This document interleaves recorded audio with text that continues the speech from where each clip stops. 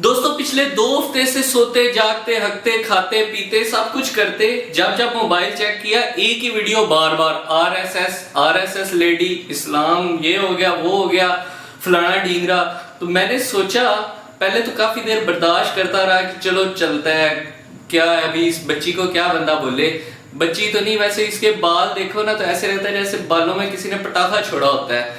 तो बड़ा इग्नोर मारने के बाद, लेकिन बीमारी है थमने का नाम नहीं लेती, तो सोचा आज इसकी लेके रहूंगा खबर।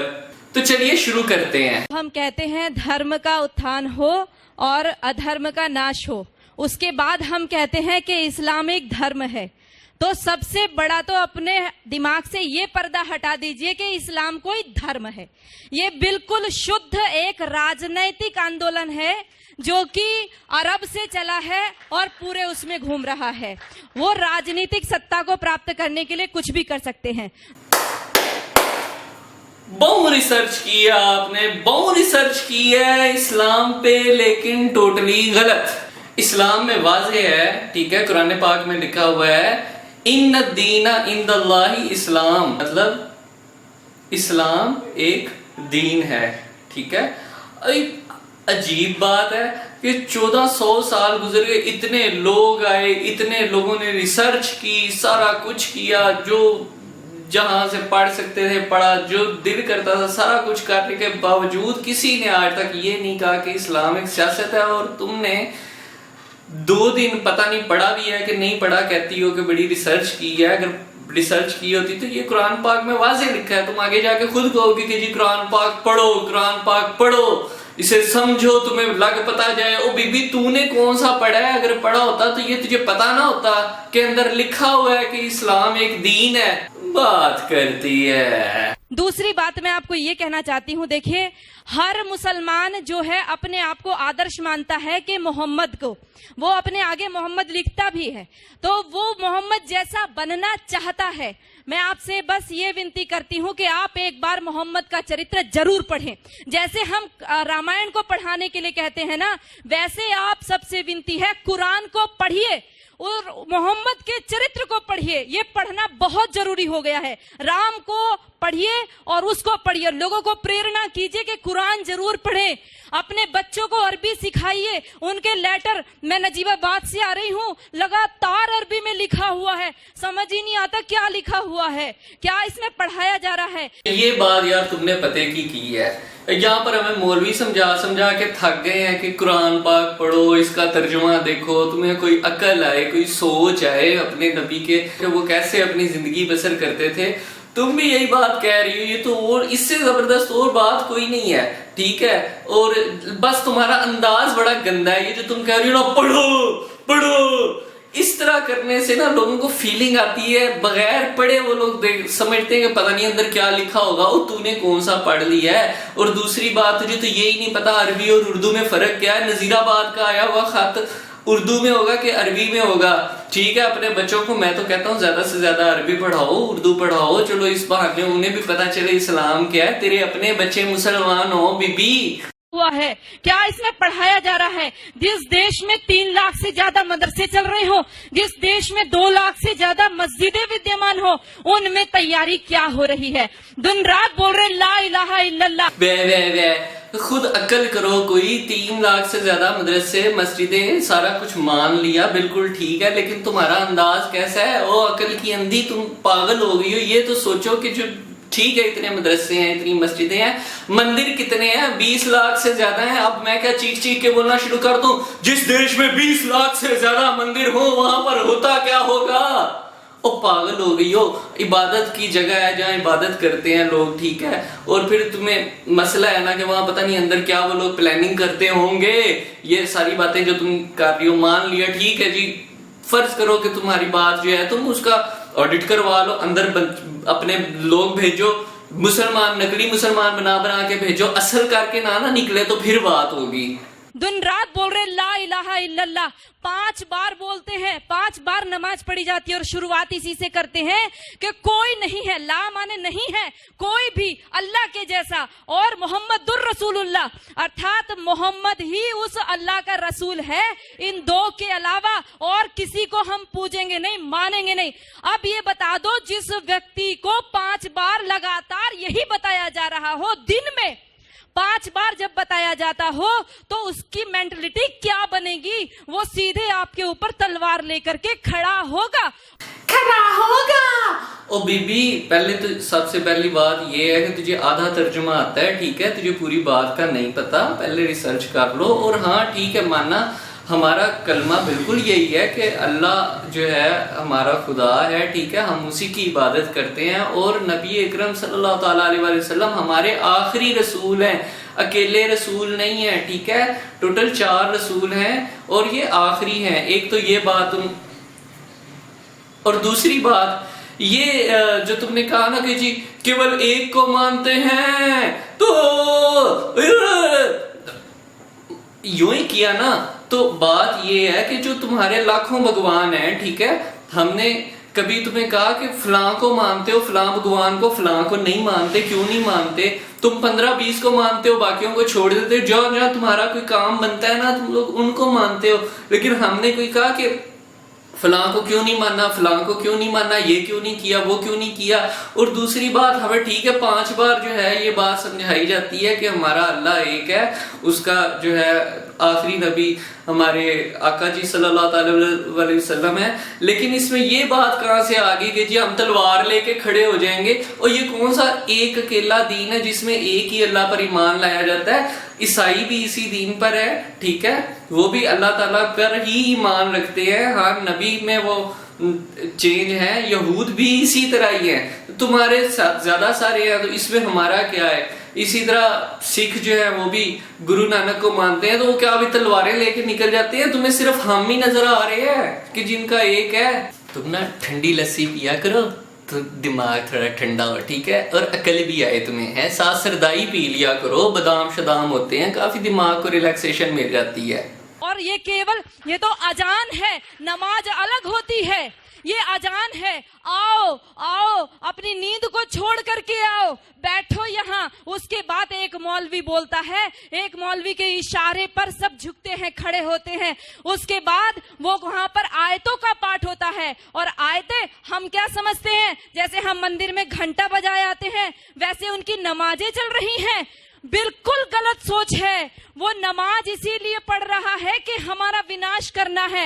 अगर हमारा विनाश करने के लिए कोई व्यक्ति दिन में 5 बार तैयारी करता हो, और हर पड़ोसी तैयारी कर रहा हो 5 बार, और हमारी नींद ना खुले, तो याद रखो कि हमने अपना रिमोट कंट्रोल उनके हाथों में दे दिया है। आओ आओ, अब इसको ये भी एतराज है कि जी हम आयतें क्यों पढ़ रहे हैं नमाज में? ओ बीबी, अब खुद अकल करो। अगर तुम मंदिर जाती हो, तुम अपने मंत्र पढ़ती हो, तो हम जो है नमाज के लिए तुम्हारे मंत्र थोड़ी पढ़ेंगे। तुम हमारी आयतें कभी पढ़ती हो? नहीं पढ़ती ना, तो हम भी नमाज में जाहिर है अपनी आयतें पढ़ेंगे, हम तुम्हारे मंत्र थोड़ी पढ़ेंगे। एक तो ये बात होगी। दूसरी, तुमने कहा हमारा सर्वनाश कर देंगे, ऐसे ही किया ना कुछ। लेकिन बात ये है, तुमने कहा कि जी नमाज में ये सिखाया जाता है, लोगों को तुम इसका तर्जुमा करने का भी हुक्म दे रही हो, दावत दे रही हो, सारा कुछ कर रही हो। बीबी खुद भी एक दफा पढ़ दो कि नमाज में लिखा क्या हुआ है, तो शुरू ही यहाँ से होती है, इन्हीं बातों से शुरू होती है कि अल्हम्दुलिल्लाहि रब्बिल आलमीन, हर हमद है उस रब के लिए जो है पूरी दुनिया आलमीन का मालिक। तो इसमें क्या बुराई है? हमारा अपना जो है अकीदा है, ठीक है, तुम भी अपने अकीदे पर चल रहे हो, हम भी अपने अकीदे पर चल रहे हैं। तुम ये बात जो कर रही हो ना कि जी यहाँ पर सर्वनाश फलाना ढींगरा, तुम कोई एक आयत या नमाज का कोई एक लफ्ज ऐसा निकाल दो जिसमें जिक्र किया गया हो कि जी इन्हें खत्म कर दो, इन्हों वड़ दो फाड़ के। 1400 साल हो गए, तुम जैसे 36 आए 36 गए कई, मतलब, लेकिन कभी कोई एक आयत, कोई एक लिखी हुई बात निकाल के मुझे दिखा दो ना, मैं तुझे मान जाऊं। उनको प्रॉब्लम हमारी गाय से नहीं है, उनको प्रॉब्लम हमारी माताओं बहनों से भी नहीं है, उनको प्रॉब्लम है केवल हमारे अस्तित्व से। जब तक एक भी हिंदू बचा हुआ है, तक उनको प्रॉब्लम है, उनको तब तक लगातार जिहाद करने के लिए कहा गया है और लगातार हमारी माताओं बहनों के साथ अत्याचार दुराचार करने के लिए कहा गया है। इनको प्रॉब्लम हमारी स्त्री से है। ओ बीबी, हमने क्या कपड़े इस्त्री करने हैं? तुम्हारी स्त्री से हमें क्या प्रॉब्लम होनी? ठीक है, ये जो तुमने रोना रोया हुआ है ना कि जी इन्हें लगातार जिहाद करने का हुक्म है जब तक हमारा कोई एक भी प्राणी इस दुनिया में है, वगैरह वगैरह, जो कुछ भी है बोलती हो, बोलती जाओ। तुम्हें अल्लाह ताला ने जुबान दी है, मेरा क्या जा रहा है। लेकिन कोई लिखी हुई मुझे हदीस या कोई कुरानी आयत कोई अगर बता देती तो नहीं है, तो ये समझ तो गई होगी। इसके बाद दूसरी बात, ये बात तुम ज़हन में रखो कि 900 साल मुसलमानों की हुकूमत रही थी बरे सगीर पे, उसके बाद अंग्रेज आए थे। ठीक है, अगर मुसलमान इस तरह के होते ना जिस तरह की तुम उनकी तस्वीर दिखा रही हो, दो बातें होगी होनी थी, या तो तुम लोग खत्म, और या फिर ऐसे नहीं होना था कि इतना अरसा हुकूमत चलती रहती। याद रखो, अंग्रेजों के खिलाफ जब उठे थे ना, हिंदू और मुसलमान और सिख ईसाई सब उठे थे, इसी वजह से उठे थे क्योंकि उन्होंने जुल्म किया था। ठीक है, अगर यही जुल्म मुसलमानों ने किया होता तो यही आवाज तुम लोगों ने पहले भी उठाई होनी थी। तो तुम्हारी तो बोलती बंद है, क्योंकि इससे पहले कभी ऐसा नहीं हुआ। जोधा अकबर वो जो तुम कहते हो ना, उस पे तुम लोगों ने मूवीज बनाई हैं कि इतना कमाल का बंदा था फलाना ढींगरा, और अब देखो कैसी बातें कर रही हो कि इन्हें हमारी स्त्री से प्रॉब्लम है, इन्हें ये हो गया वो हो गया फलाना ढींगरा। एक और बात यार मैं तुझे बता दूं, ये बात इंडिया अपनी जगह पर, ठीक है, वहां पर तो वैसे ही अकलियत में है मुसलमान, पाकिस्तान में अक्सरियत है। ठीक है, 90% मुस्लिम और बाकी उसके अलावा 10% है। ठीक है, और हिस्ट्री निकाल के देख लो तुम, कोई एक अटैक अगर हो जाता है ना, कोई 70 सालों में 5 से 6 अटैक्स तुम्हें निकलेंगे नॉन मुस्लिम्स के अगेंस्ट, और बाकी सारे मस्जिदों पर हमले, मदरसों पर हमले।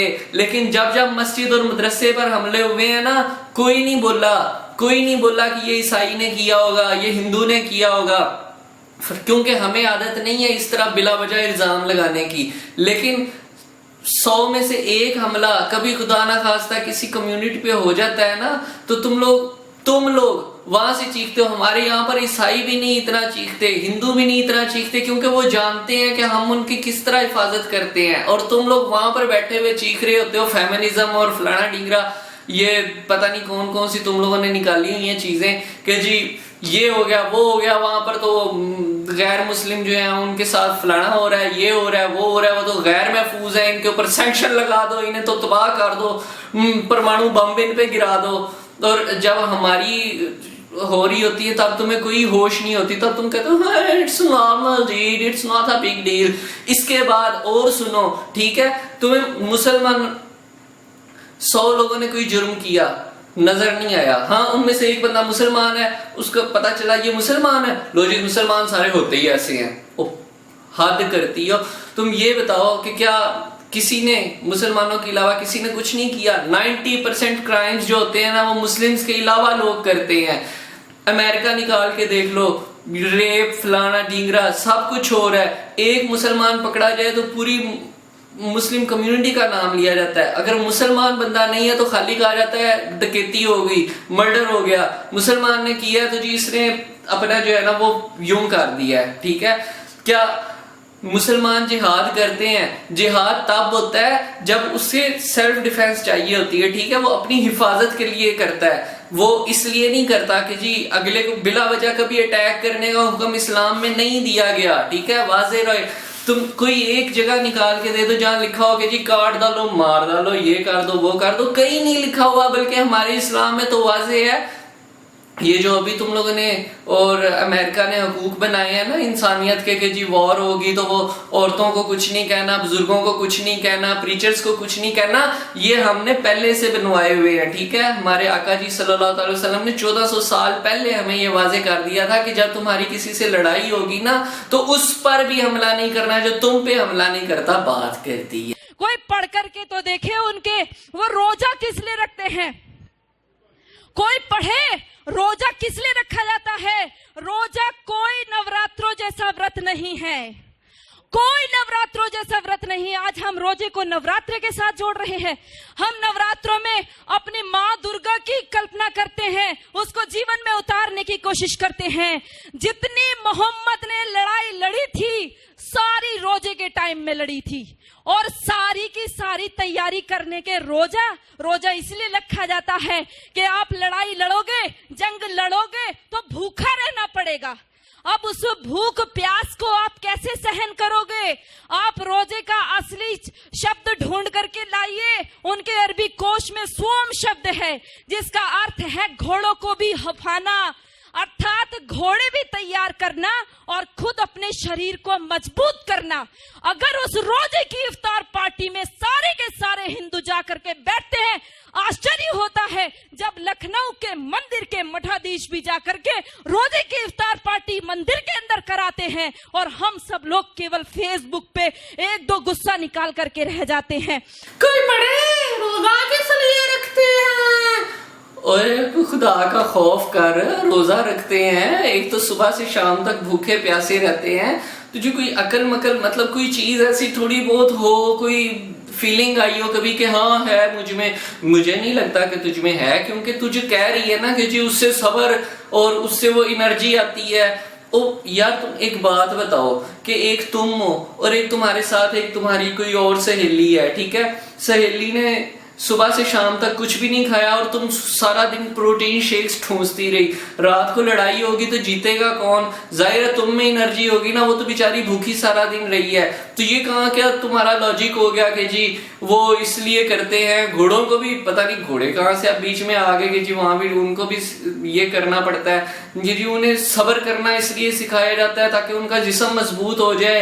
ओ भाई, रोजे का मकसद सिर्फ इतना होता है ताकि तुम्हें अपने इर्द गिर्द के लोगों का एहसास हो, जिन्हें 2 वक्त की रोटी भी नहीं नसीब होती, तुम उनकी फिक्र करो, तुम्हें पता चले कि उन्हें कैसी फील होती है। और इसमें डिस्क्रिमिनेशन नहीं है, इसमें कहीं भी नहीं लिखा हुआ कि सिर्फ अपने मुसलमान भाइयों की फिक्र करो।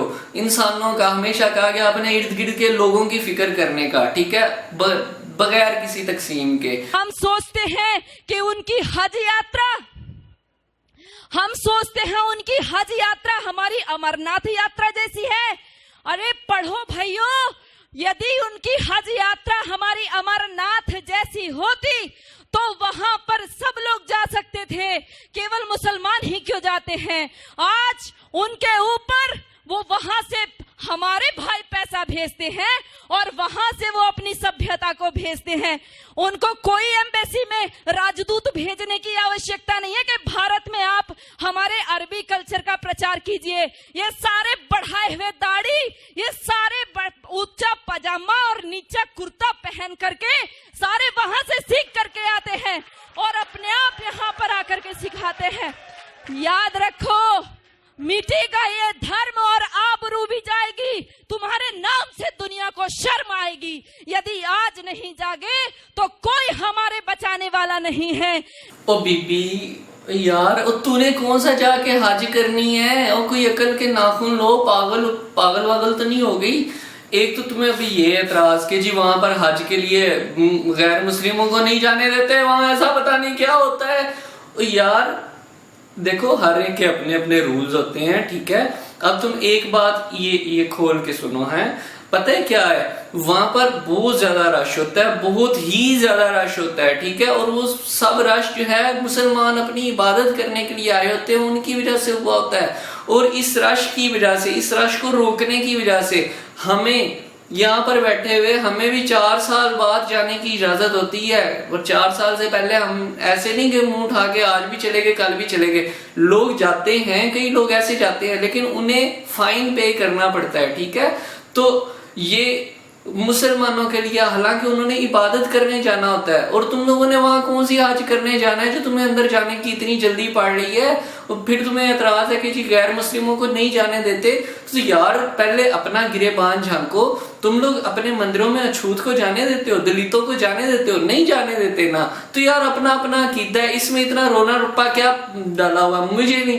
अब एक बात तुम देखो, कितने हिंदू औरतें भी मर्द भी यहाँ से अरब ममालिक में जाते हैं, जाके जॉब्स वगैरह करते हैं, कोई आज तक एक भी न्यूज एक भी निकाल के दे दो कि वहां पर औरतों को या मर्दों को, हिंदुओं को इस वजह से मारा गया क्योंकि वो हिंदू थे, कोई एक निकाल के दे दो कि वहां पर। हालांकि जिन ममालिक के तुम लोग तलवे चाटते हो ना, ये अमेरिका हो गया, ऑस्ट्रेलिया हो गया, यहाँ पर यही हिंदू और मुसलमान भी, लेकिन क्यों इंडियन के नाम पे वहां पर मुसलमान हिंदू ये नहीं देखा जाता, वहां पर फैंटी लगती है और सही दबा दबा के लगती है, ऐਵੇਂ मुंह चौक के हाँ भाई हाँ इंडियन हो ठा ठा ठा, वो नहीं देखते कि हिंदू है कि मुसलमान है, ठीक है। और फिर वो जो तुमने बात की है ना कि जी दाढ़ी रख के ऊंचा पजामा, और यार इस तरह की बातें खुदा का खौफ करो। क्यों ये तुम्हारे इर्द गिर्द जो पंडित बैठे हुए हैं, इनमें से मैंने खुद देखा है कि 10 में से 4 की तो दाढ़ियां हैं, ऐसे बेचारे बाहर निकलेंगे पिट जाएंगे अपने हिंदुओं से, ठीक है। तो थोड़ा ख्याल करके बोला करो, ये जो जुबान दी है ये ठीक है चलाने के लिए दी है, लेकिन च्युइंगम खाने के लिए भी दी है। आप सब लोग जो फेसबुक पे इसको रिकॉर्ड कर रहे हैं या अपने मोबाइल में रिकॉर्ड कर रहे हैं, ये मोबाइल में रिकॉर्ड करने की चीज नहीं है, दिल में रिकॉर्ड कीजिए। इसको अपनी बहनों को, माताओं, बेटियों, बच्चों को बताइए।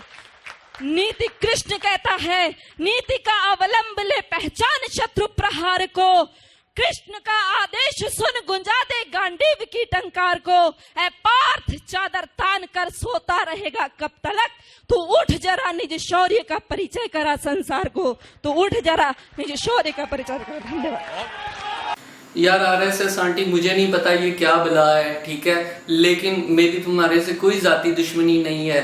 तुमने एक ऐसा काम किया कि तुमने बगैर कोई रिसर्च किए, बगैर कुछ पढ़े पुढ़े, एक पता नहीं तुम्हें क्या वो आंटी एंड पे वो दे रही थी हार, पता नहीं उस हार के चक्कर में इतनी तुमने की है। अगर यही सारा कुछ किसी मुसलमान ने बोला होता ना तो बेचारा आप तक तो उसके पता नहीं कितनी बोटियां तुम लोग करके बैठ गए होते, ठीक है, और तुम आजाद फिर रही हो, ठीक है। यही मुसलमानों की खूबसूरती देखो कि बजाय इसके कि तुमने इतनी बातें की हैं उसके बाद भी तुम्हें आजाद रखा हुआ है, ठीक है, कोई कुछ नहीं कह रहा। क्यों? क्योंकि कॉन्स्टिट्यूशन को फॉलो कर रहे हैं, ठीक है। कॉन्स्टिट्यूशन कहता है कि हर एक को जो है अपने मजहब पे चलने की आजादी है, और तुम तो यार अपना अकीदा खराब करके बैठ रही हो। हिंदू मजहब में भी कहीं भी नहीं लिखा हुआ कि दूसरे मजहब के पे कीचड़ उछालो, तुम तो पता नहीं क्या करती जा रही हो, ठीक है। तो यार थोड़ा मेहरबानी करो, खुद पे थोड़ी मेहरबानी करो, अपने आप की हरकतें सीधी करो, कुछ पढ़ लो। तो टाइम वेस्ट कर रही हो, हमें बिला वजह बोलती जा रही हो, कोई फायदा नहीं हो रहा, यकीन करो कोई फायदा नहीं हो रहा इससे, ठीक है। हाँ 10 रुपए दे की चीज है।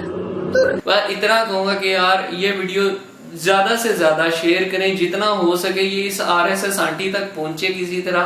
और इस वीडियो को अगर आप लोगों को अच्छी लगे तो लाइक कर दें, ठीक है, चैनल को सब्सक्राइब कर देना, और अगर दिल में कोई मीठी मीठी सी बातें हो तो वो कमेंट में लिख देना, ठीक है।